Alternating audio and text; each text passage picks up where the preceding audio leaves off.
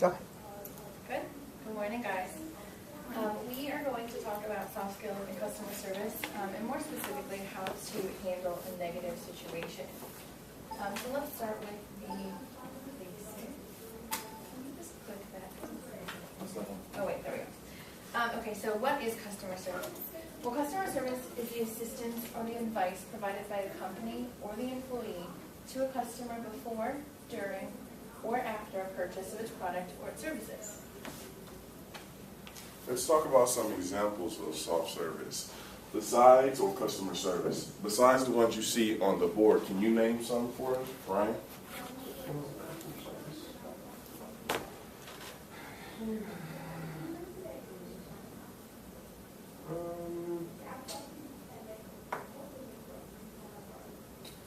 You buy a new phone. Okay. Person helps you buy a new phone. Okay. And how does browsing for a new pair of glasses, how would customer service fall into that? Maybe the salesperson should go up and see if you need any help or help fit glasses to the face. Exactly. So basically, customer service is going to happen when there's an interaction between yourself and an employee of any sort of company. So really, it could happen anywhere at any time. But unfortunately, not all customer service interactions are pleasant. So if you are representing a company, chances are you're not always going to have a positive experience. And so this works. We're going to show you an example of a not so positive experience.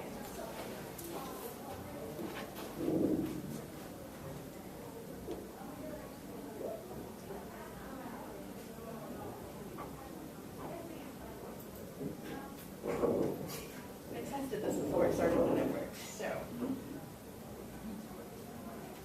Well, that's okay. It was just a little snippet of how some customers aren't really happy.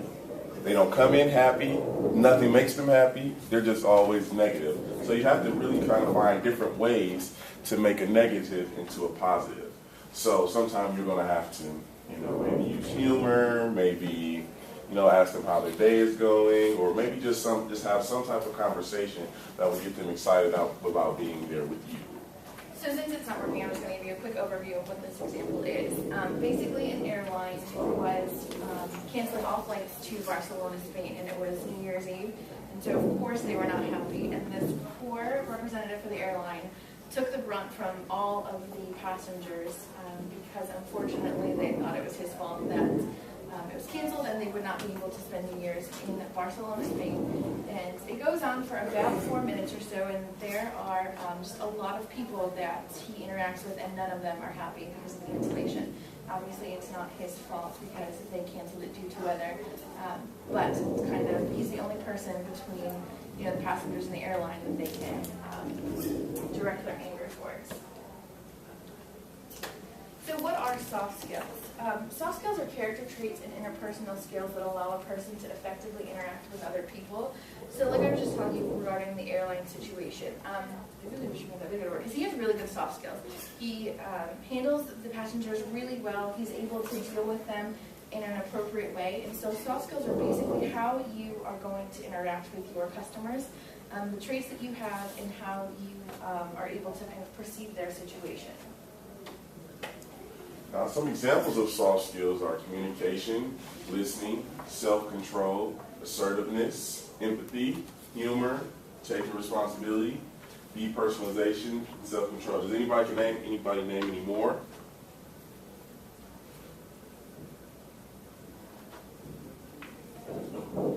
Molly?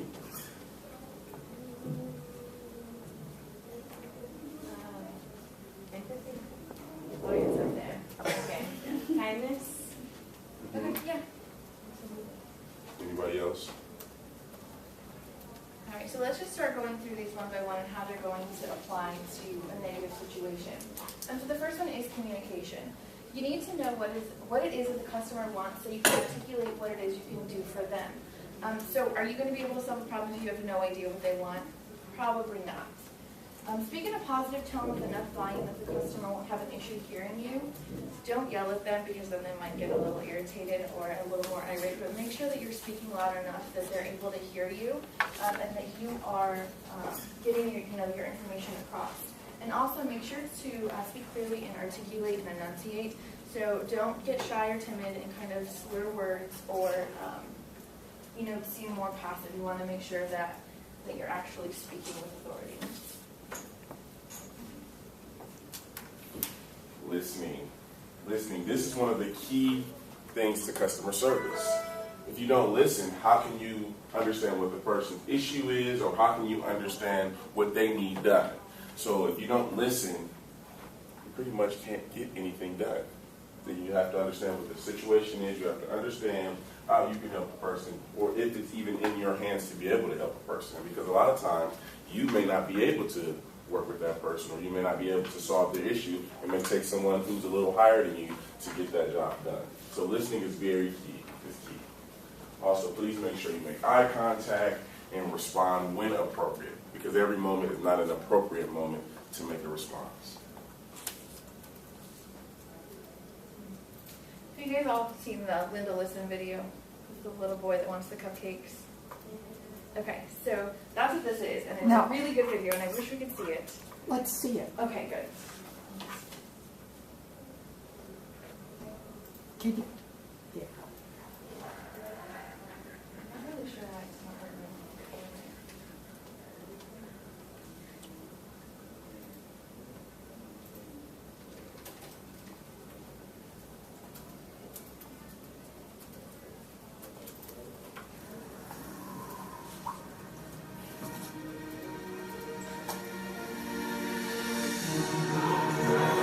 Never run out of contacts. And with our app and get free expedited shipping. 1-800-CONTACTS. Listen to me. Like I do this all the time, and if I go at the house with the door, that has his toys, and then that has all his toys. Okay, but I have to yell at you guys. Listen. Okay, what? Everything they do at this house, they can't trust everything at Grandma's house. Okay, Okay, then what? then you're not listening to me. Then you're not listening to me. I asked you not to do something. But listen to me. If we do something, if you get that bird thing off, you're gonna break it. Okay, but I'm letting you know that you cannot. No, Lick it. You're not listening to me. Linda, Listen to me now. Listen to me now. Listen to me. No, you're not listening. I said no cupcakes, and you try to get cupcakes and you try to ask Grandma. Didn't you? Linda, lick it. If we do something right out this, if we get close, you can't even get them. You're gonna burn your butt. What's gonna burn your butt? You and Kevin don't listen, so I have to give both of you guys pop-pows in your butt. But Linda, Grandpa's gonna give us pop-ups in the butt. No, he's not. Yeah. I have to. You don't want me to hit Kevin, or you don't want me to spank you? No. Why? Because anybody wants to spank me. Then I have to spank Kevin. But he made no pop-ups. He's doing little pop-ups, but he doesn't listen. But Linda, honey, look at this. Right now, they can't do anything if we can't get everything out of the wall. And we're gonna break everything down. I'm not breaking anything down. I'm just letting you know you cannot have cupcakes for dinner. Linda, like this thing, I never belong to you. Anything, they can get anything and anything and anything. I'm done arguing with you. I'm not arguing with you. You need to listen to the things that I say because I'm the mom and I'm the Linda, adult. listen to me. All the time they get them this thing, this thing. I'm done arguing with you. Linda, I'm done arguing with you. Okay. So do you think Linda was listening? Yeah, he wasn't listening. Okay, so some of the things I wanted to point out from the video were his eye contact. I thought it was really funny that sometimes he would make eye contact and other times he would close his eyes. What else did you guys notice? We said listening was key, so what else do you think about the video as far as listening goes? Both of them felt like the other one wasn't listening to them. Right, exactly. So in customer service, you want to make sure that you are making the customer feel heard. And again, those things can be the eye contact, the nodding, or just coming back with appropriate responses. So what we're going to do now is a listening activity. So I need you guys to stand up and form a circle for me. And in this activity, what we're going to do is you're going to take the ball, and I'm going to read a story. And in this story, there's going to be indicators on whether to pass the ball right or pass the ball left. So you'll want to make sure that, this is really hard, you'll want to make sure that you are listening, okay? And sometimes it's going to get a little quiet, sometimes it's going to get a little loud, and sometimes it might get a little slurry. I'll do half, and Jameson will do half, okay? Here we go. The Wright family had just finished dinner. I'm going to look for a job, said Mother Wright. There is no money left in the savings account with school clothes and Christmas right around the corner. I don't know how we'll manage. A job, asked Susan Wright, but who will pick me up after school and drive me to soccer and Boy Scouts? Timmy Wright asked Mother Wright as he left the kitchen. Mother Wright said to Father Wright, I'll find something part-time that I can work right around the busy schedules. The hall telephone rang and Father Wright left to answer it. He rushed back into the kitchen and told Mother Wright that it was Aunt Mary Wright on the phone, wanting to let her know that she had just left an interview and was coming right over to tell her about it. Aunt Mary Wright arrived and Mother Wright left the dishes in the sink to join her in the living room. I just joined a local bank, right, here in town, said Aunt Mary Wright. They've left me in charge of doing the hiring and getting started recruiting right away. If you are still looking for a job, I'd like to bring you right in with me. Of course, Mother Wright accepted and soon began working at the bank down the street left of her house. This extra job gave the Wright family just enough money to take a vacation. The first thing they had to decide who would be left at home since there was not enough room in the Wright family car for all of them. Mr. Wright decided that Aunt Mary Wright would be the one left at home. Of course, this made Aunt Linda Wright so mad that she left the house immediately, yelling, "It will be right cold day before I return." The Wright family now bundled up the children, Timmy Wright, Susan Wright, Tommy Wright, and Shelley Wright, and got in the car and left. Unfortunately, as they turned out of the driveway, someone had left a trash can in the street, so they had to turn right and around and stop the car. They told Tommy Wright to get out of the car and move the trash can so they could get going. Tommy took a long that they almost left him in the street. Once the Wright family got on the road, Mother Wright wondered if she had left the stove on. Father Wright told her not to worry. He had checked the stove and she had not left it on. As they turned right at the corner, everyone started to think about other things that they might have left undone. No need to worry. They were off on the Wright fine vacation. When they arrived at the gas station, Father Wright put the gas in, and they discovered that they had left his wallet at home. So Timmy Wright ran home to get the money that he had left behind. After Timmy had left, Susan Wright started to feel sick. She left the car saying that she had to find a bathroom. This, of course, got Mother Wright's attention, and she left the car in a hurry.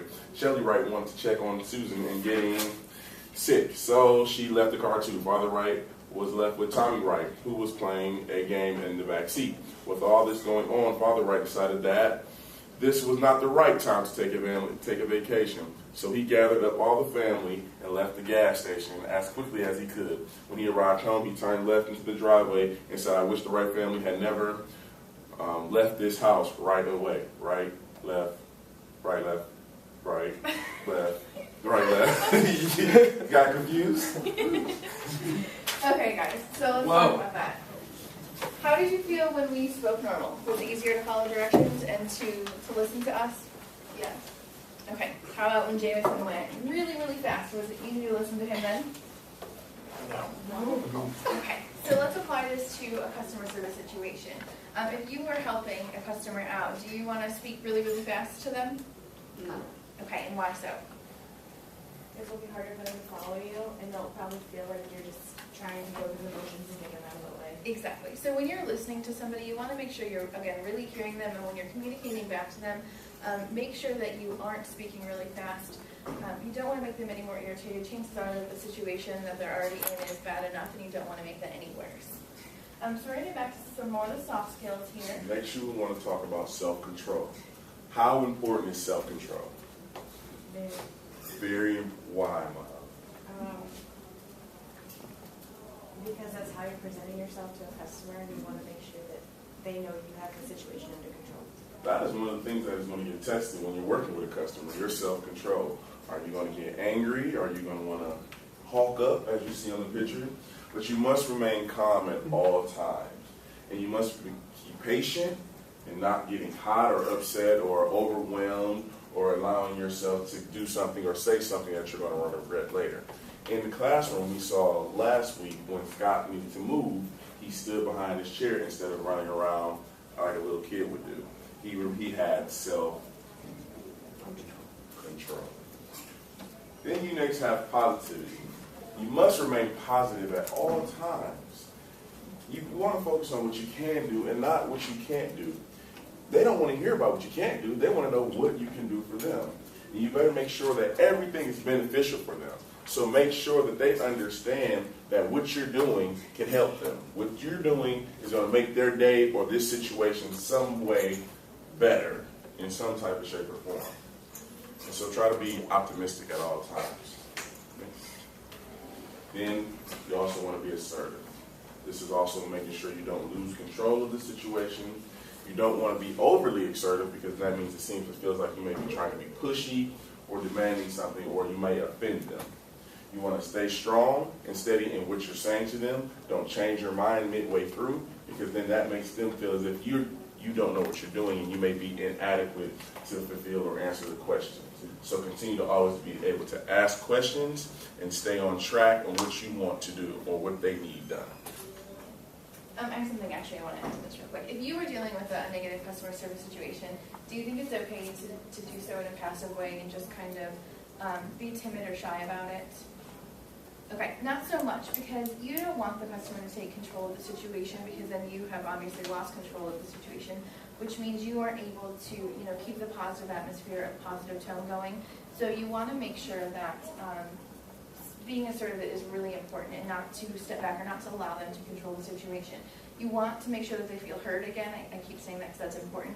But you want to also be sure that they aren't taking over everything, because the chances are that's going to be a bad situation. Conflict resolution. So they're calling you, or they're coming into you, or they're seeing you because they have a problem and they're coming to you for the solution. So you want to get creative with your problem solving. Sometimes the needs of the customer are going to be specific to them. So let's take the eyeglasses situation, for example. If somebody's coming in to buy glasses, they're not all going to be the same. Sometimes people will want big frames, little frames, sunglasses, bifocals or not. And so you're going to need to gauge a situation and determine what is specific to their needs, and find a creative way to solve their issue. And if you can't find a solution, help them figure out how they can get a solution. So unfortunately, not every problem does have a solution, so it's up to you to maybe find another resource for them or point them in the right direction as to where they could get an answer for their problem. Empathy. Again, this is another big one. So you need to understand how the customer feels and how you're going to come up with that solution. So put yourself in their shoes. Again, this is a great soft skill, and surprisingly, this is one that not a lot of people have. You'll be able to recognize their emotional states and kind of determine, again, what it is they're looking for, and that's going to better help you solve their problem. Questions that you can ask yourself is, how would I feel if it were me with this problem? Or how would I want the customer service representative to treat me? So kind of as the old saying, treat others how you want to be treated, that's exactly how it is in customer service. And what rule do we consider that to be, Ryan? That's I'm sorry. the golden rule. The golden rule. Right. So depersonalization.